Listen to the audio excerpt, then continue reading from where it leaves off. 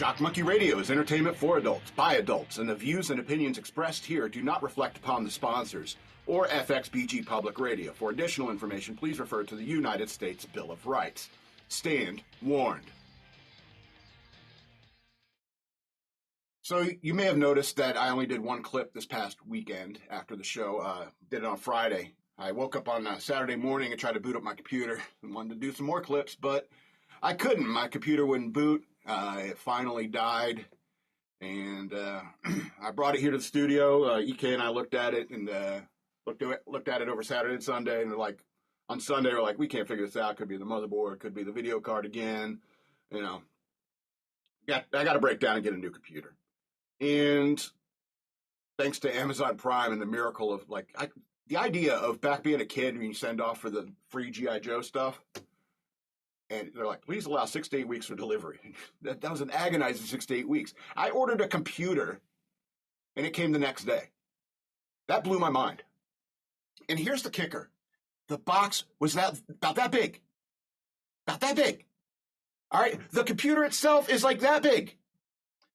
And the more I looked at it, and I booted it up, get it everything working. I can play with AI again, but now I got to transfer all the stuff from the old hard drive, so I got a bunch of stuff to do, but I'm looking at this little tiny thing, and I'm getting madder and madder the more I'm looking at it, because do you know how many computers, like full tower computers?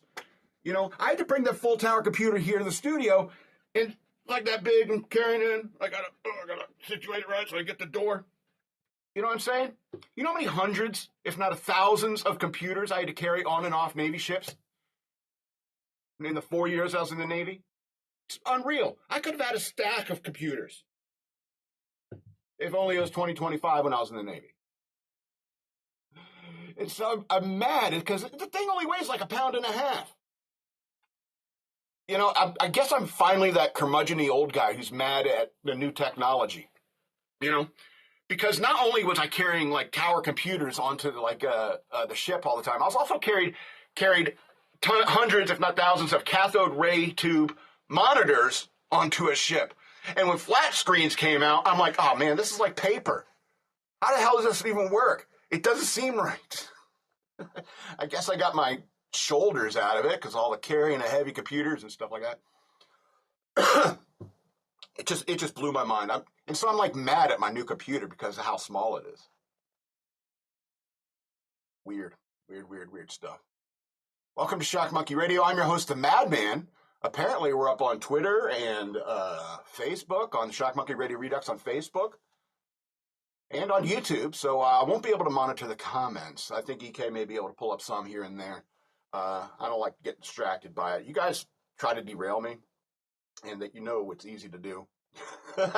So, yeah.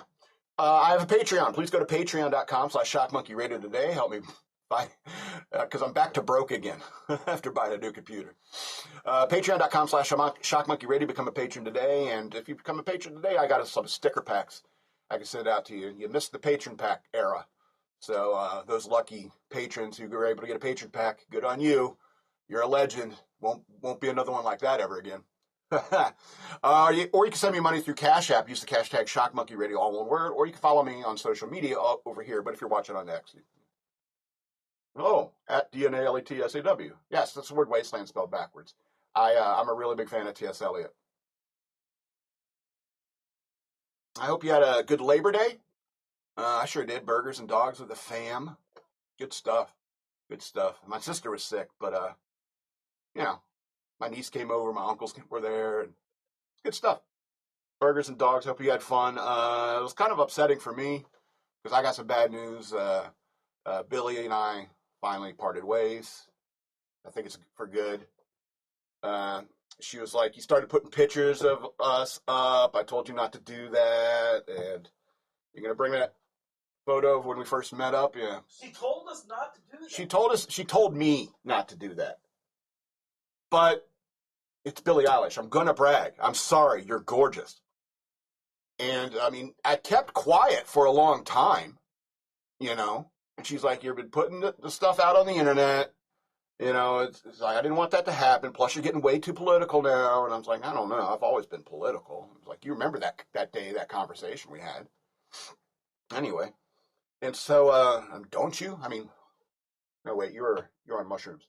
The and I was so mad. I said, your music is objectively terrible and always has been. I never liked it, never liked it. And so, and this is all happening through like text messages and stuff like that. And so, it's kind of, I guess it's over. But I guess it makes more room for me and Carrie Russell, I suppose. So good news, Earls. I'm single, back on the market again. Billie and I broke up, and I'm available, single and looking. You know, or you could just believe that I'm a liar and a loser who hasn't had a girlfriend in a quarter of a century, and so he has to Photoshop hot chicks into his photos because he's so friggin' bored. You can think that if you like, if that makes you feel better, if you don't believe that Billie Eilish and I would ever hook up. I think that day was just hand stuff. We were doing hand stuff. Or you can believe that I'm a liar and Photoshops hot chicks. I had to do the breakup thing. I decided to do it because I had a dream about Billie Eilish, and I said, when I start putting her into pictures, like old pictures, it's like I'm inserting her into the memory, And I think last week I had a dream about Billie Eilish, where Billie Eilish came to the studio, and she's looking for me. She's like, "Where's this madman asshole? Where is he?" She sounds like AOC. "Where is he?" And I'm like, "Billie Eilish, I can't believe you're really here. I would have thought that these stupid photos I made through AI would ever catch your attention. You'd ever give a shit about it." And she comes to Fredericksburg to confront me about it. And I get EK, say, "EK, record this. Take my phone, record this. Billie, I put my name in your mouth. I owe you one. What do you say? You want to have him film me unless you punch me in the face? Or with those nails, I imagine you probably just want to slap me." She's like, "Yeah, okay, I'll slap you in the face. We'll put it on camera, and we'll upload it to the internet. And I'll say into the camera, 'Don't put Billie Eilish's name in your mouth,' right?" And so Eric films me getting slapped by Billie Eilish, right? And I'm like, "Okay." And so we're in here in the studio, and I got on the phone. And I was like, "Okay, and it's uploaded, Billie. I thank you so much for coming out and doing this with us. I'm glad you're such a good sport about it. Yeah, so if you want to go on back to Hollywood or whatever you want to do." And she's like, "I don't know. What are you doing? You want to hang out or something?" And then I wake up because I'm like, what the hell? It's like I can't escape this.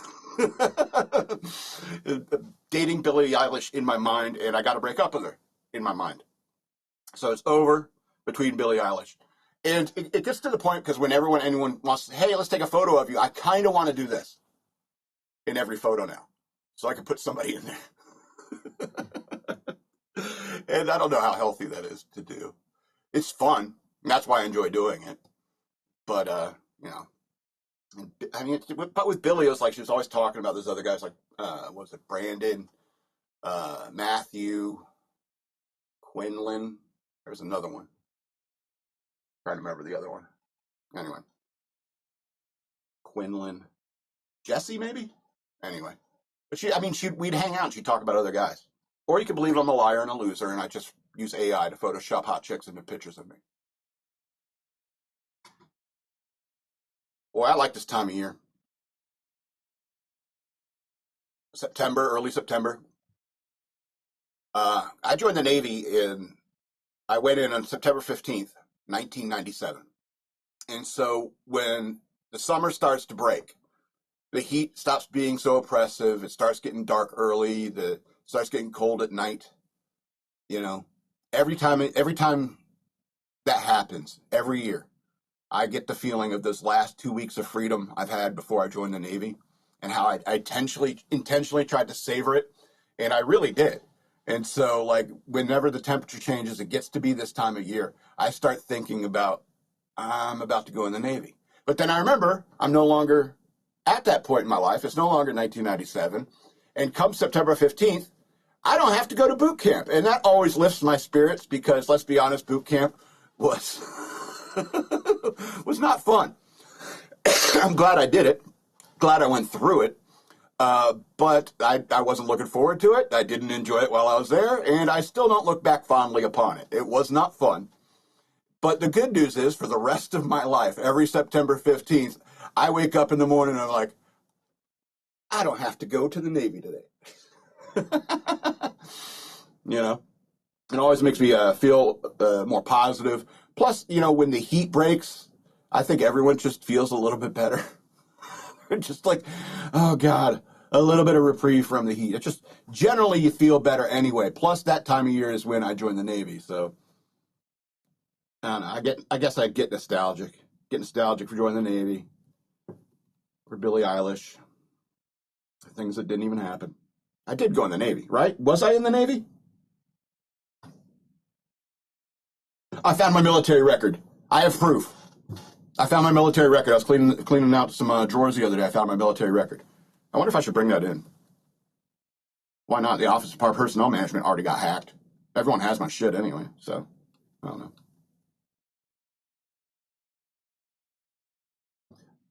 I was watching body cam videos, and in many of them, you'll see like somebody like have their phone in their hand, or the cop will say, "Can I have your license or registration, please?" And they're sitting there on their phone. Ma'am, it's usually a man.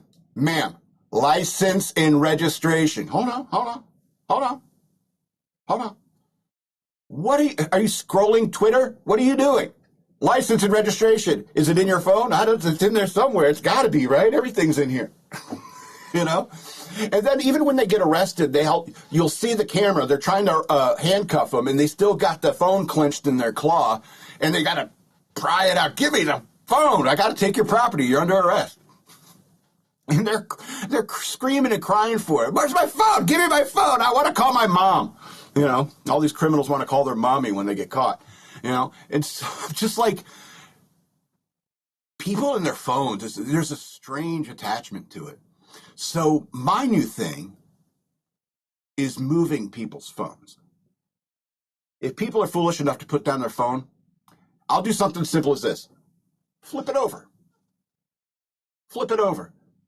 And they'll come in the room and they'll be like, could have swore I put it face down. Did you touch my phone? Did you touch my phone? Or better yet, like move it to a different part of the desk. Like if it's set down on the desk and then you move it to the other corner. You know?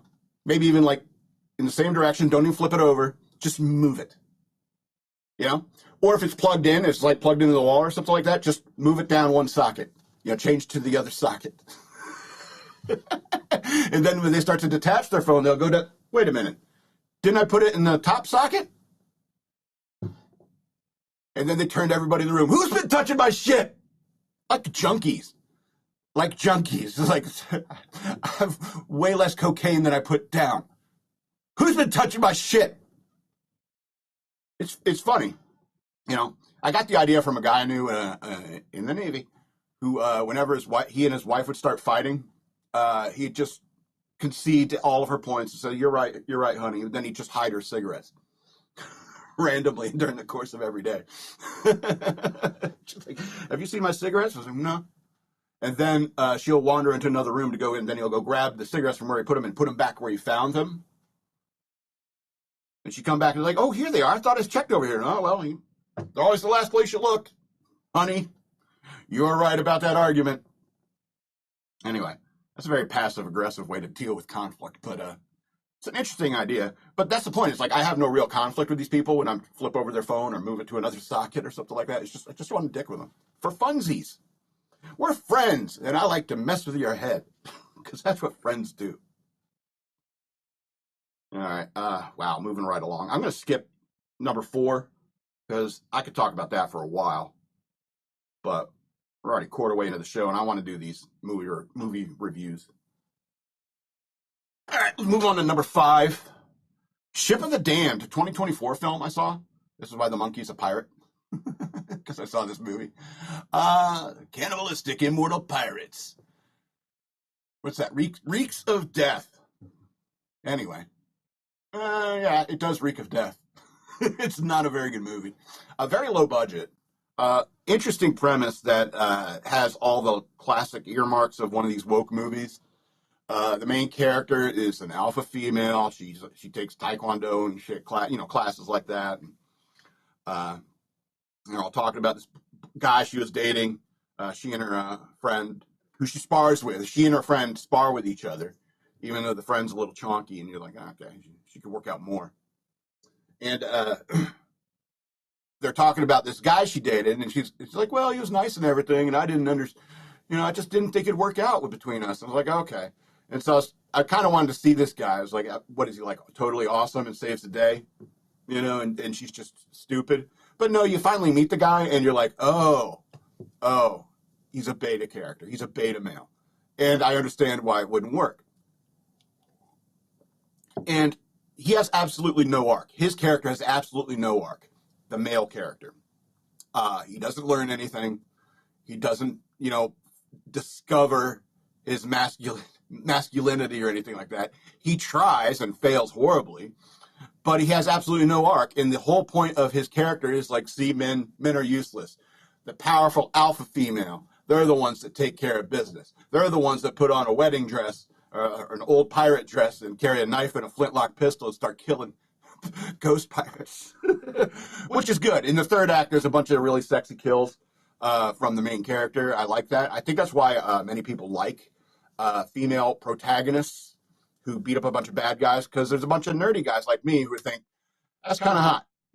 Watching Scarlett Johansson jump around in leather, beating people up, kind of turns me on.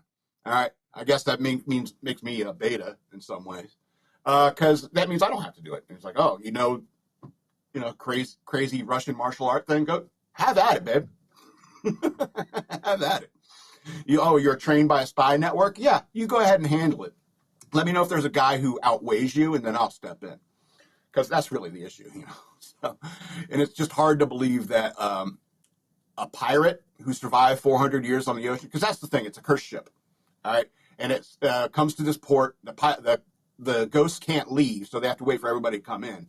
And then they jump them like pirates would, and take their stuff. All right. And so this had happened many times over the 400 years they've been cursed on this ship, and they're cannibals and so forth. They'll eat the people. And so they've got a few trinkets that they've collected over the years off people that they've come across. And so they had this radio, like this old radio, maybe like a 70s, 80s radio. And they're fascinated by it. There's people talking on it. We listen to people talking. These pirates, right? They're like, it's amazing. One time I even heard it make music. So this thing is cool, this radio, right?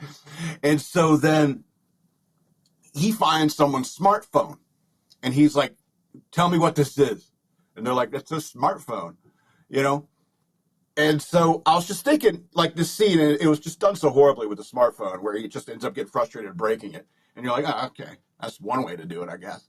But how easy would it be to distract a pirate from the 1600s with a smartphone? What do you just go and chat roulette with them? It's like, here, now you just talk to people randomly. If you want to talk to somebody else, you hit another. This be pirate Scott Robbins, and I have these hostages. Boring. It's just, where'd he go? Oh, there's someone else. I be pirate Scott Robbins, and here I have hostages. And there's a bunch of 14-year-old girls, and they're like, woo, hostages! And like, why aren't you taking me seriously? How easy would it be to distract a pirate with a smartphone? And how dumb do you got to be? Like, put them on Facebook Live and tell them like the whole world could see them. And then he starts talking to the whole world. Show them Angry Birds, Pokemon Go, anything. It will blow their minds. They're pirates from the 1600s, and the coolest thing they've ever saw up until that point was a radio. Just a regular nautical radio. A Citizens Band type radio. And, but like I said, it's a low budget film. The acting is not super great. The people who play the pirates did well in their role, but I mean, those are kind of characters you can really sink your teeth into more than it's like the guy who played the beta male. He's like, reads a script and he's like, oh, I guess I'm just a beta male. I'm mostly scenery to add, I don't know, tension for the female protagonist. It's like, yeah, okay. You just, all right. I'm damsel in distress, number one. Yeah, okay. And so I don't like that whole aspect, the whole like girl power and girls can beat up pirates from the 1600s. Sure, you may know like Taekwondo is like a martial arts form that they've never heard of and so forth, but I'm sorry. These are pirates. Pirates from the 1600s. They're big, the biggest and strongest survived. It's like, oh, you got fancy moves, but I could just grab a hold of you and crush your skull, So I really hate that aspect in modern movies where there's the beta male, alpha female, and that's because that's the way the world is. And you're just like, what? And that takes you out of a movie about a cursed ship full of cannibal pirates. It's like, this is unbelievable. Not because of the cursed ship of cannibal pirates, but because alpha female, beta male. So Ship of the Damned 2024 movie, 4 of 13 stars. I don't even know if did you prepare the stars? Oh, you did. EK did his homework. I guess it's like 20 seconds to do that, right? You can watch it if you like. I like pirate stuff, so anything pirate kind of catches my attention. It's like how, I did the 13 Demons.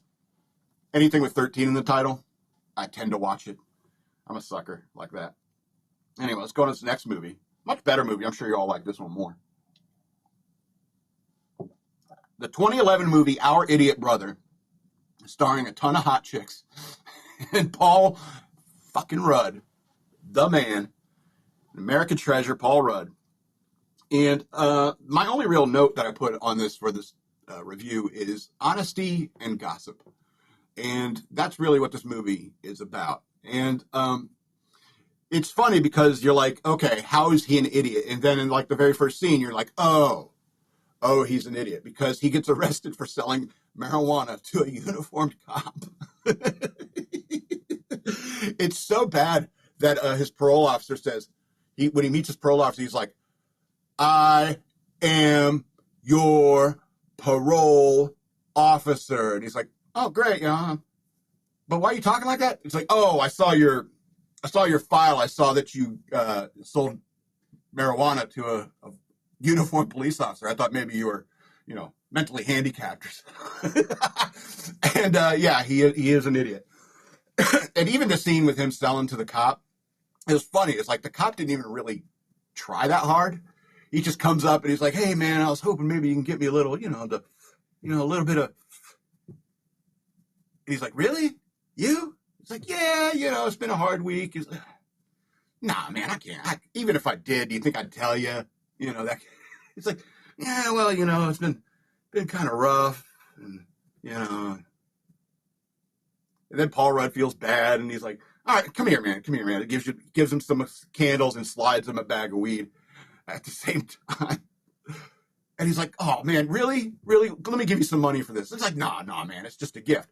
Because right then, he's still just giving it away, He's like, let me give you something for it. A uniformed police officer, let me give you something for it. It's like, $40, baby. Gives him $40. He's like, oh, there you go. Well, thanks, man. You're under arrest. And he's like, what? Really? Oh, man. And he is kind of an idiot. But his sisters are all smoking hot. I should pull up the cast because obviously there's Zooey Deschanel, who is smoking hot. She plays a lesbian who's dating a bisexual person, I guess. Cast Our Idiot Brother. But she's also dating Rashida Jones, who is also good looking. But she's dressed like a man in this. And plus, anyone who knows anything about Zooey Deschanel and Rashida Jones, you know that Zooey Deschanel is way out of Rashida Jones' league. All right? I'm sure that if your guy had to pick between Zooey Deschanel and Rashida Jones, probably Zooey Deschanel. Because she's super hot. I heard she's a regular See You Next Tuesday.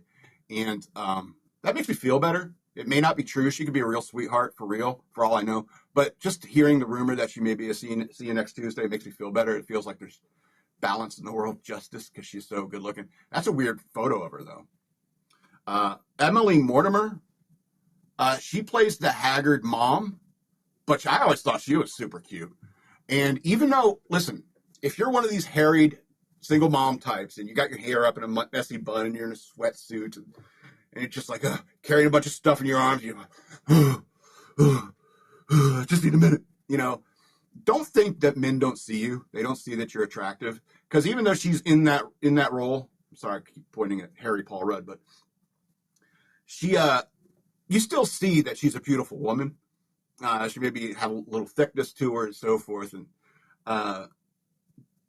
but, guys, we see you. We see you. And it's like all the dresses, makeup, getting your nails done, getting your hair done and stuff like that. That's all for you, ladies. That's all what you care about. If your sister is Zooey Deschanel and you think, well, I'm not as pretty as Zooey Deschanel, so I'm going to go get my hair done. I'm going to get my nails done, improve what I got because my sister is Zooey Deschanel. After all, this madman guy won't quit talking about her. She's so hot. And so all that is for you. But if you're a harried single mom, don't think men don't see you. We do. All right. And Elizabeth Banks, I hear she's a liberal.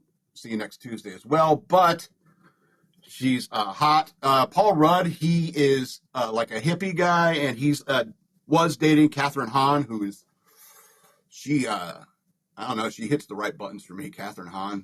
Was she in the Marvel series? She was Agatha Harkness or something. Did you watch that? Yeah. She was also the mom of. She was the mom in Step Brothers, and after he punched Adam Scott. Was that name Adam Scott? Who was also in this film.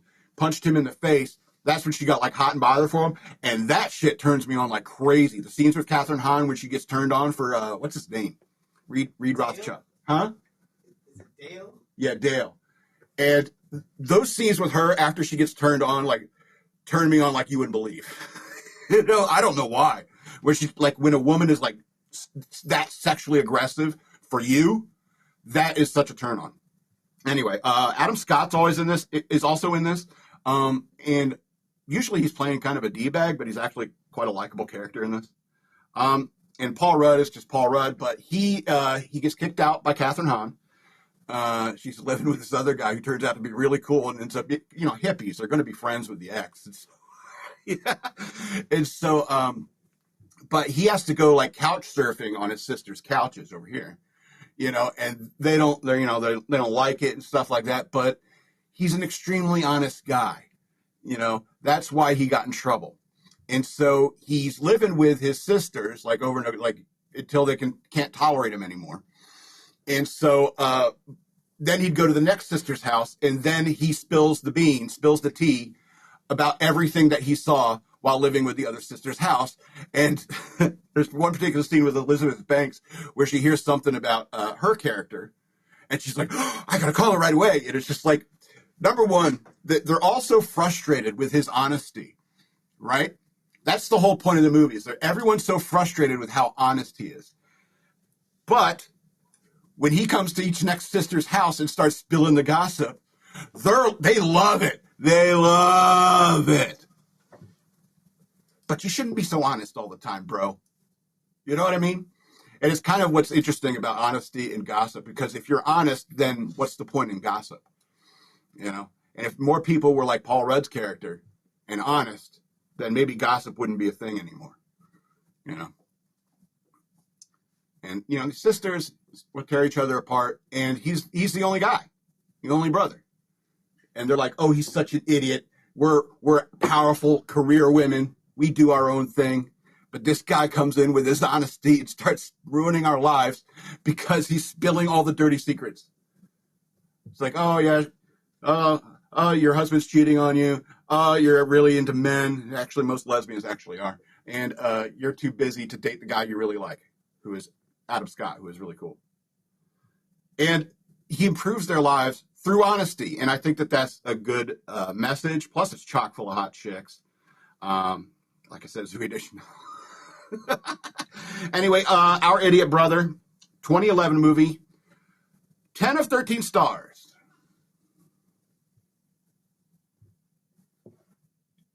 Yarg. Pirates. Pirate monkey.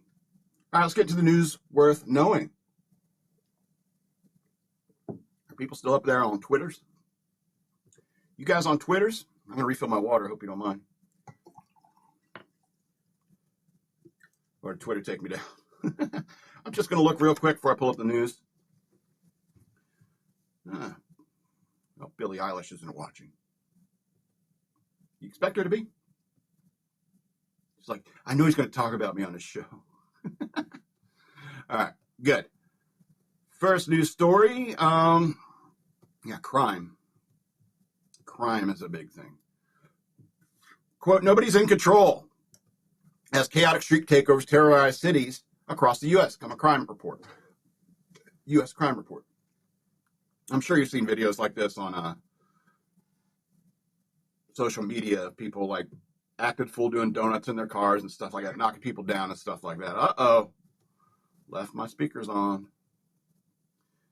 People get hurt doing stuff like that. Cars get destroyed. They catch on fire and so forth. Do not do this, you dumb kids. All right, so an expert in crime prevention and reduction told Fox News Digital that the recent rash of urban organized street takeovers leaves residents in fear and feeling like authorities don't have control over the streets they're supposed to protect.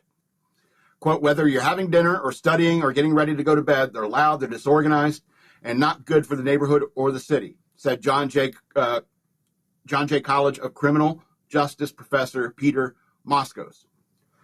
And it gives the perception, rooted in reality in this case, that nobody's in control. Over the past few weeks, there have been at least 9 such high-profile incidents across the country.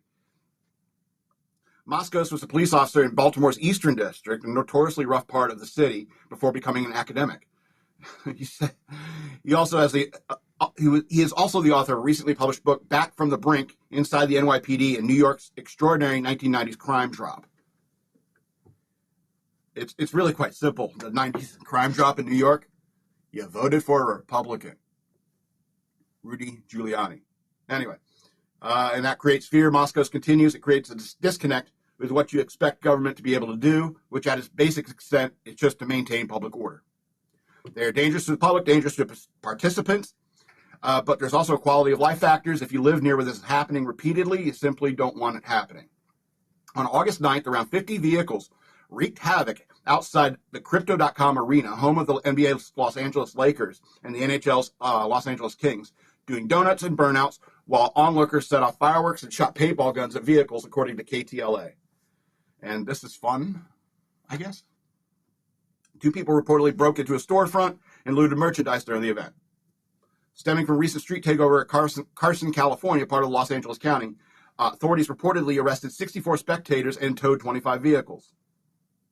So they do law enforcement. Do law enforcement in California. Sometimes. I wasn't trying to say do. 2 vehicles were impounded for 30 days and 8 traffic citations were issued. Moskos was the first step in tackling the phenomenon is to understand why it's happening. He said it has become cool in the eyes of participants, and that one way to make street takeovers uncool again is for politicians to have the will to crack down on the practice. The politicians in charge need to say that this is unacceptable and we're going to end it. It is possible to end it.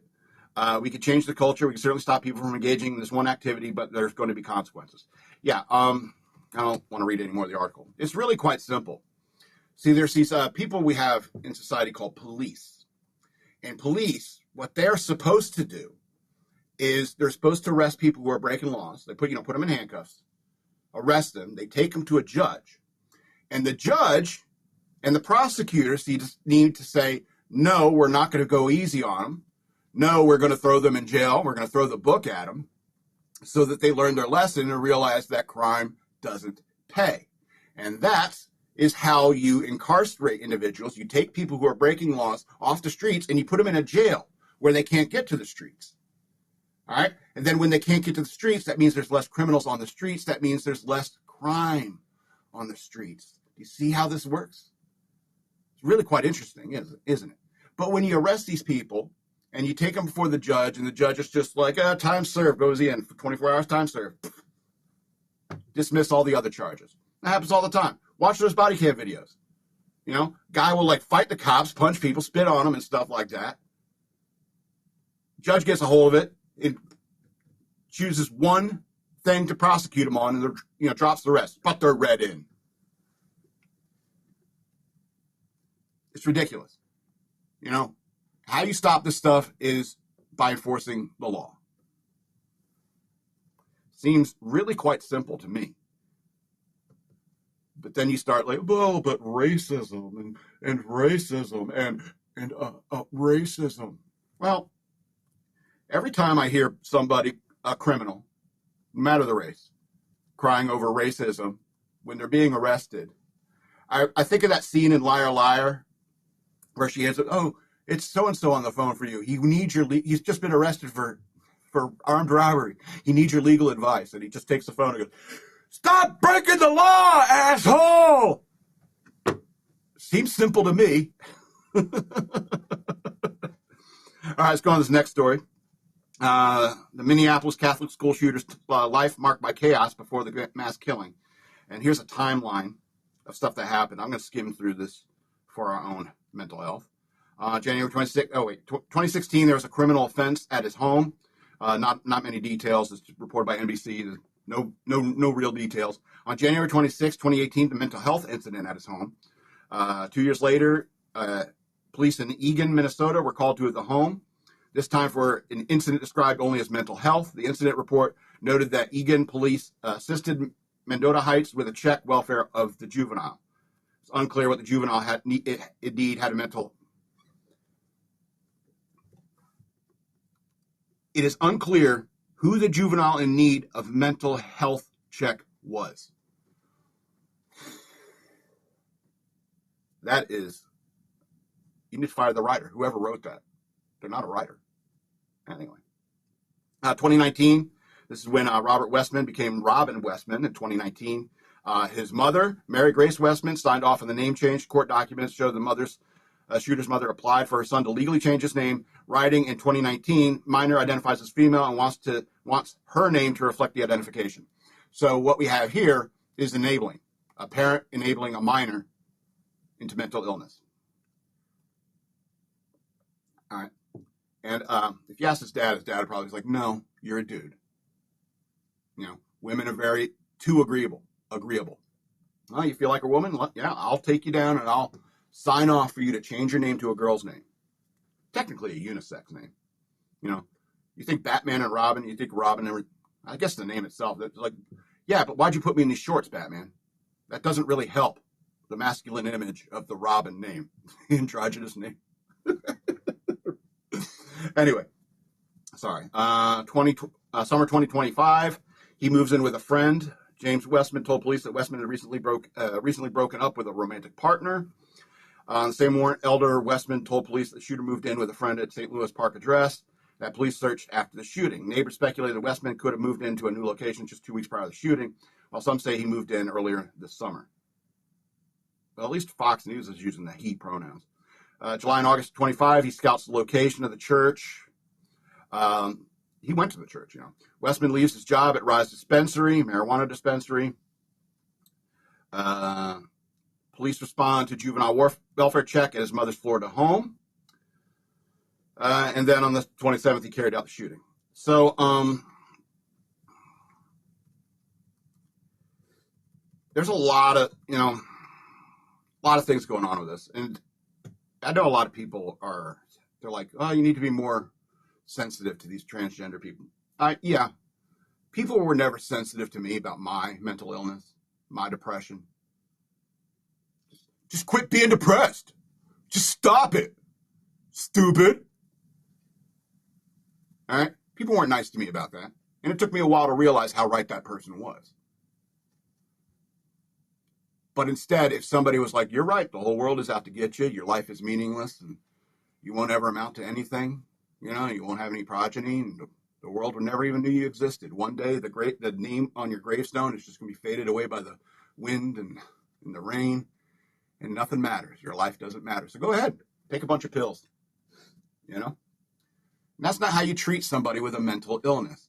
And if you're a dude and you think you're a girl, that is simply not true, not possible, and it's proof that you have a mental illness.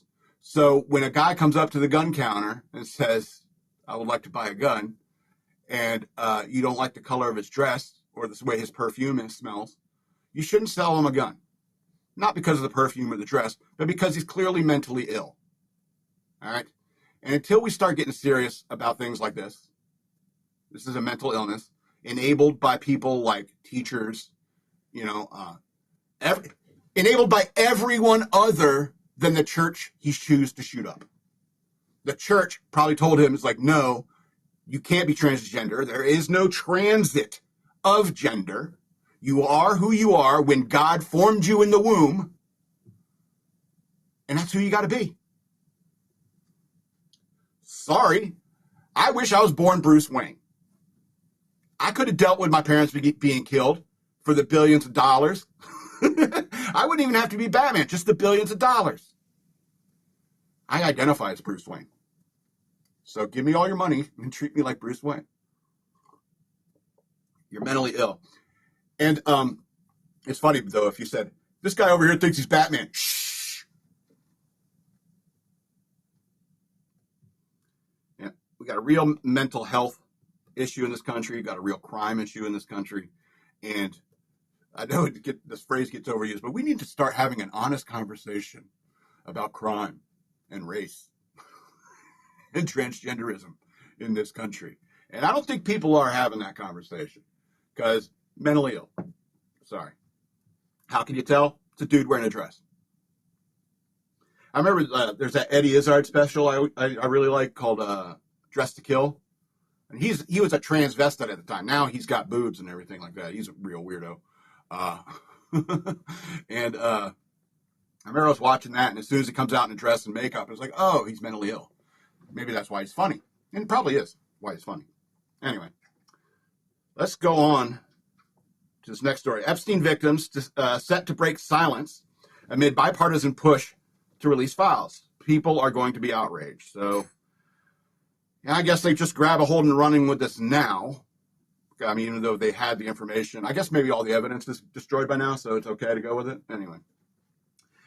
Victims of the late convicted sex offender Jeffrey Epstein will go in front of cameras on Wednesday as the controversy over Epstein-related files reignites with Congress back in Washington this week. The victims are scheduled to join Democratic Representative Ro Khanna of California and Republican Representative Tom Massey of Kentucky amid a bipartisan push by members of Congress to release files related to the federal investigation of Epstein, who died in prison 6 years ago while awaiting federal charges related to sex trafficking. Khanna said that people are going to be outraged after seeing the news conference. Isn't that speculation? Isn't that like shock and awe? So we promise it's going to be a meh war campaign. The news conference is part of the effort by Khanna and Massey to force through the House a procedural motion known as the discharge position that would force a House vote upon the Justice Department to release the Epstein files. On the eve of the news conference, the House committee has been investigating the Epstein files, released thousands of documents related to the case that the Justice Department had handed over to lawmakers. The surprise document dump of nearly 34,000 pages by the House Oversight Committee included the Justice Department interview with one-time Epstein partner Ghislaine Maxwell and videos that appear to show the inside of Epstein's Palm Beach, Florida home. This is most of the investigation into Epstein and Maxwell to date, and we are getting results. Oversight Committee Representative James Comer of Kentucky said on Tuesday evening. But Representative Robert Garcia of California, top Democrat on the committee, claimed that nearly 90% of these documents were already public. The sudden release appeared to be a bid to neutralize the effort by Khanna and Massey, which Comer called a political stunt. But Massey charged that there's nothing new here in the suddenly released files. They haven't given us anything. Khanna, in a Fox News digital interview on Monday, pushed towards the news conference. These victims haven't spoken in decades. When Epstein got that lenient plea deal, no one talked to the victims or their lawyers, Khanna said. My belief is that when American people actually hear the victims for the first time, they're going to sympathize, their hearts are going to be broken, and all the victims are saying is for closure. All right, I'm not going to read anymore. So it's hardly evidence, but I mean,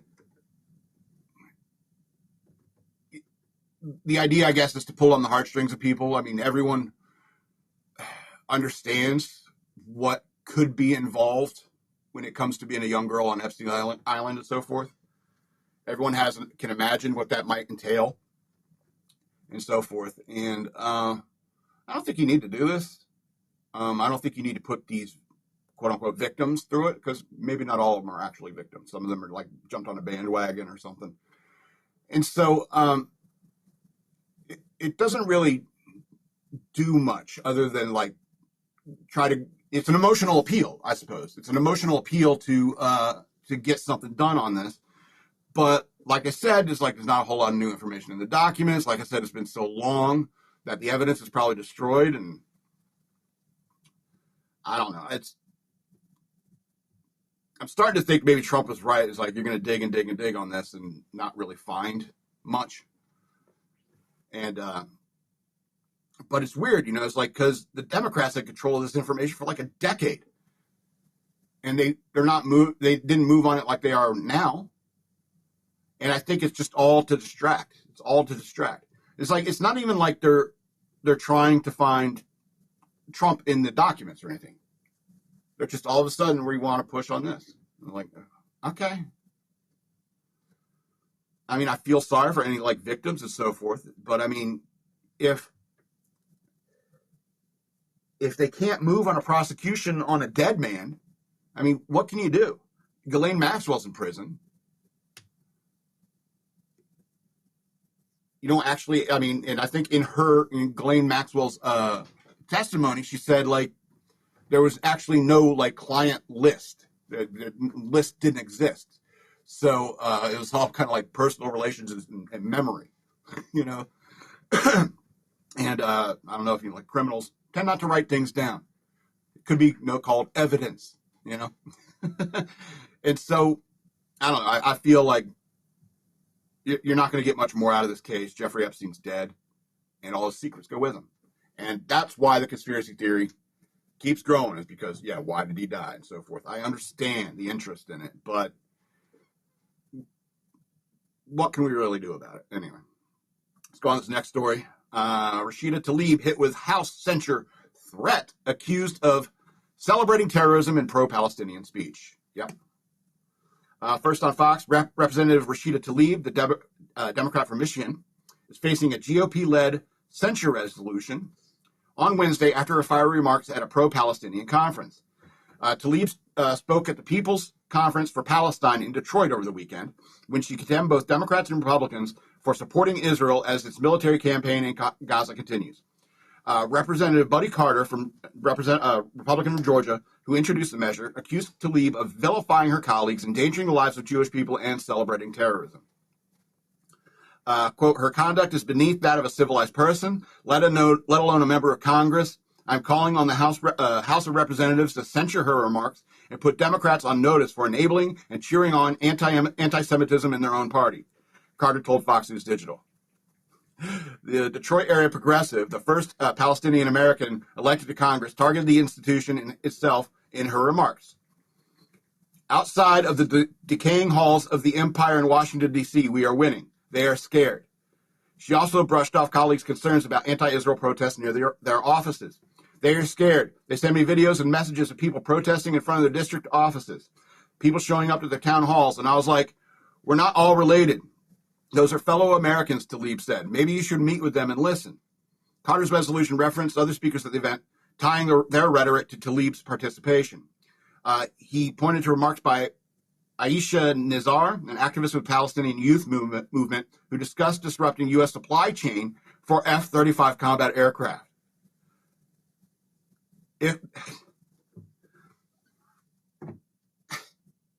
If one specific node of the F-35 supply chain is intervened in, we have a huge impact on our people back home, Nizar said. We need to be surgical, we need to be strategic, and we need to be bold in our actions because there are many different points of these supply chains of death that we can intervene in.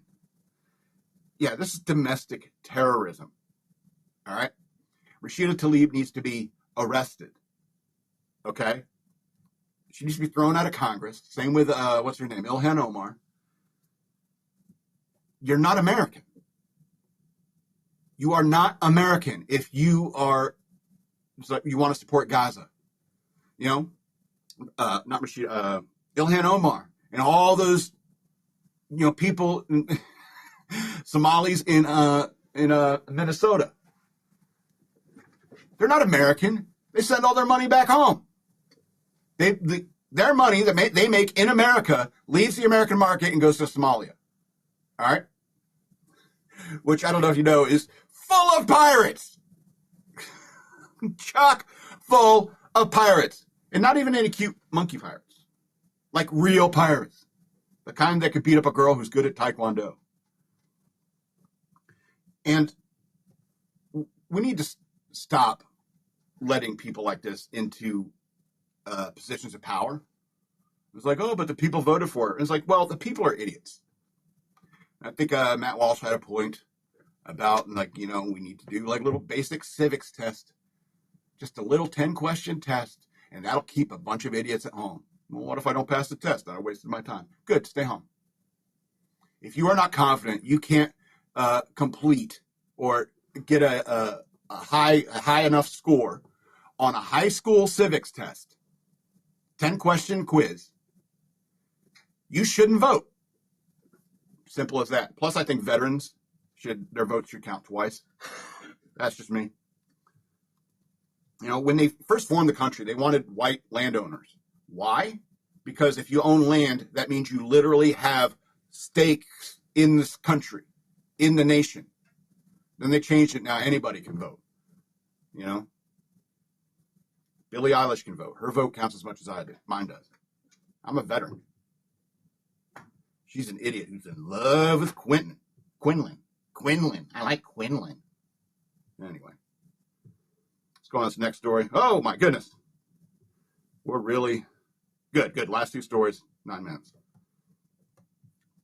All right, so Dunkin' Donuts and dinosaurs. The wildest crowdsourced idea to replace Massachusetts state flag. The results are in, and Massachusetts residents have folded the seal, flag, and motto advisory commission with submissions that range from solemn to side-splitting. What's the name here? Jasmine Bear. All right. Some sketches pay homage to pine trees, codfish, and revolutionary heroes. Others went for humor, featuring Dunkin' Donuts colleagues, velociraptors clutching coffees, and lobsters taking the spotlight. Have you figured out what this article's about yet? We're about 4 sentences in. The redesign effort, first launched last year, is more than a meme factory. Officials claim the commission is meant to replace the state symbols and may no longer reflect the Commonwealth's values. That may no longer reflect the Commonwealth's values. It's too conservative. The flag's too conservative. On June 18th, the deadline passed, and the commission is now sifting through hundreds of entries to pick finalists. The submission to tell the story of Massachusetts that is equal parts reverent and irreverent, with Bay Staters leaning on history while having fun with their future. Plenty of residents took the traditional approach, submissions featuring pine trees, golden codfish, Mayflower ships, lighthouses, and even the U.S. Constitution. USS Constitution? The ship itself, I guess? Okay. Or was it the U.S. Constitution? The ship itself is from Massachusetts. Oh, yeah, okay. Whales appeared in multiple proposals honoring the state's seafaring legacy. Latin mottos poured in, blah, blah, blah. Malleus Praetorium, Futurum, Intelligendo, Fastimus. Or by understanding the past, we make a better future. But submissions generating the most buzz are the cheeky ones. A flag covered in Dunkin' logos and rainbow sprinkles. A raptor holding a coffee with Massachusetts scrawled above in Comic Sans. There are mottos that read like punchlines, like Massachusetts, witch free since 1693. And providing spelling bee fodder for the ages. If nothing else, people of Massachusetts are self-aware and chronically online.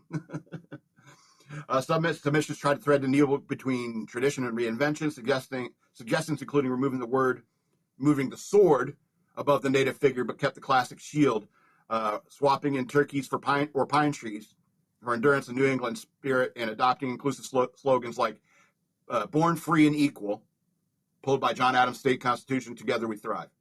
Yeah. So you remember a while back somebody wanted to name a boat, and they asked the internet, "What should we name this boat?" And the top submission was Bodie McBoatface.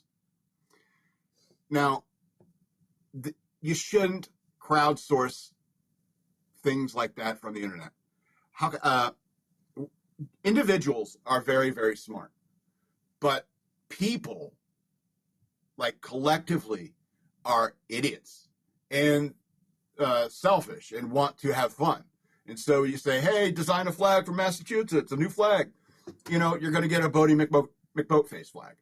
I'm surprised there isn't a flag with just Bodie McBoatface written on it. Because it's so silly. People just want to entertain themselves, and you're going to end up with a stupid name or a stupid flag because you asked the internet what it should be. You know what you should do? You should hire a specialist, an artist maybe. You know, I'm pretty sure that's how the original flags were designed. You hire one artist to design a flag, and then he brings things to you. He's like, what do you think of that? What do you think of that? What do you think of that? It's like, okay, that'll do. You know, that's what you need to do. You don't ask the internet. You don't crowdsource. And crowdsourcing is, that was my plan. I was going to crowdsource an idea. The people collectively are idiots, but a single person can be quite smart. I don't know. Seems pretty simple to me. I mean, have you been on the internet at all? You're going to ask those people?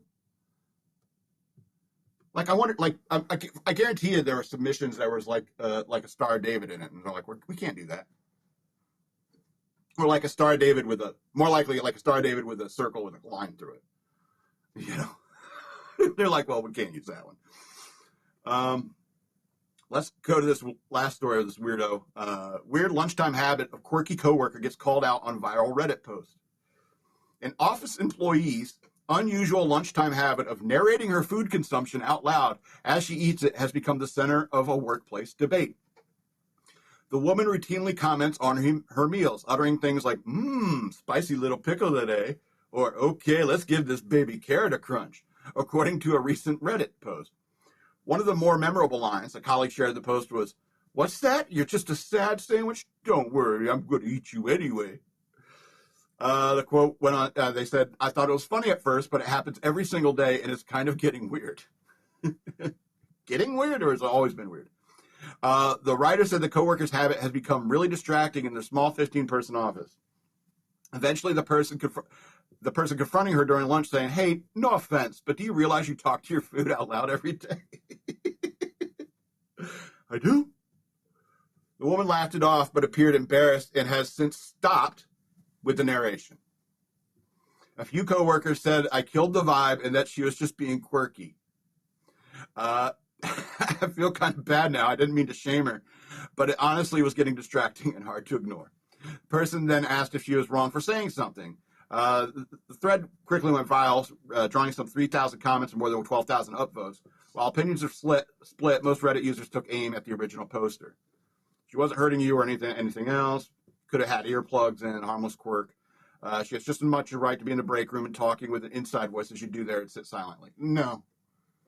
No. If you talk to yourself, I do it.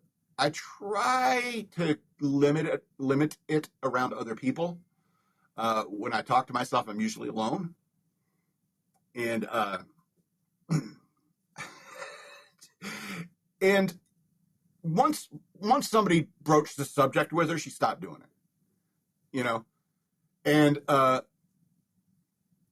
not saying she should be embarrassed. She shouldn't be embarrassed about the situation. It's just maybe that's how she likes to eat and that's how she has fun while eating. And that's fine.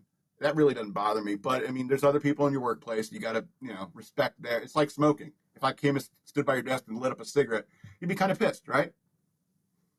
I kind of want a cigarette now. Anyway, so this is going to be the end of the show. I don't know if anyone's on Twitter or anything like that, but hey, we're on Twitter, we're on Facebook, we're on YouTube Live. Go to Patreon. Go to Patreon, though. Patreon.com/shockmonkeyradio. Become a patron today. I'd appreciate that. Or you can go to Cash App and use the hashtag shockmonkeyradio, all one word. Send me money that way. And follow me on social media, on X or Twitter, as I like to call it. You're a design genius, but marketing, let's call everything X. What? This isn't 1997 anymore. At DNALETSAW on Twitter. That's the word wasteland spelled backwards. At SLRobins13 on Instagram. And Shock Monkey Radio Redux on Facebook. This has been Shock Monkey Radio. I'm the Madman, and I love you.